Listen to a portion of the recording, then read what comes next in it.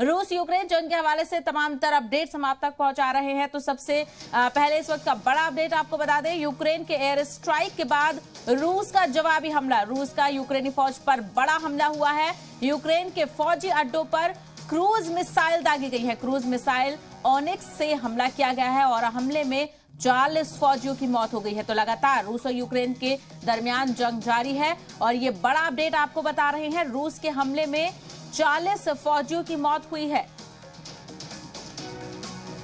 तो यूक्रेन की air strike के बाद रूस ने जवाबी कार्रवाई की है। यूक्रेन की जानिब से एयर स्ट्राइक की गई और जिसके बाद रूस ने जवाबी हमला किया। तो एक तरफ रूस के हमले लगातार जारी हैं, तो वहीं यूक्रेन भी जवाबी कार्रवाई कर रहा है और यूक्रेन की जवाबी कार्रवाई के लिए रूस भी लगातार हमले कर रहा है। तो यूक्रेन के फौजी अड्डों पर क्रूज मिसाइल दागी रूस की जानिब से और क्रूज मिसाइल ओनिक्स से हमला किया गया यूक्रेन के अड्डों पर और इस हमले में 40 फौजियों की मौत हो गई है।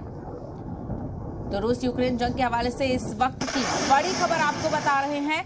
मिसाइल अटैक किया गया है यूक्रेन के एयर स्ट्राइक के बाद रूस ने जवाबी हमला किया है। तो रूस का यूक्रेनी फौज पर बड़ा हमला है। ये 40 फौजियों की इस हमले में मौत हो गई है। तो यूक्रेन के फौजी अड्डे को रूस ने निशाना बनाया और फौजी अड्डे पर क्रूज मिसाइल से हमला किया गया। तो क्रूज मिसाइल आपको बता दें कौन सी, क्रूज मिसाइल ओनिक्स से यूक्रेन के फौजी अड्डे पर हमला किया रूस ने और इस हमले में 40 फौजियों की मौत हो गई है।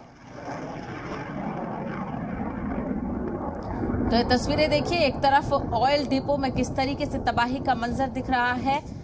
आसमान में काला धुआं छाया हुआ है, ऑयल डिपो तबाह हो गया और दूसरी तरफ एयर स्ट्राइक की तस्वीरें आप देख रहे हैं किस तरीके से यूक्रेन ने एयर स्ट्राइक की और उसके बाद रूस ने जवाबी हमला किया और रूस ने जो फौजियों का अड्डा था उसको निशाना बनाया और क्रूज मिसाइल ओनिक्स जो कि बहुत ताकतवर मिसाइल है, काफी लंबी दूरी तक ये हमला कर सकती है और इस हमले में 40 फौजियों की हलाकत हो गई है। तो एक तरफ एयर स्ट्राइक से हमला तो दूसरी तरफ किस तरीके से यूक्रेन का तेल डिपो तबाह हो गया है।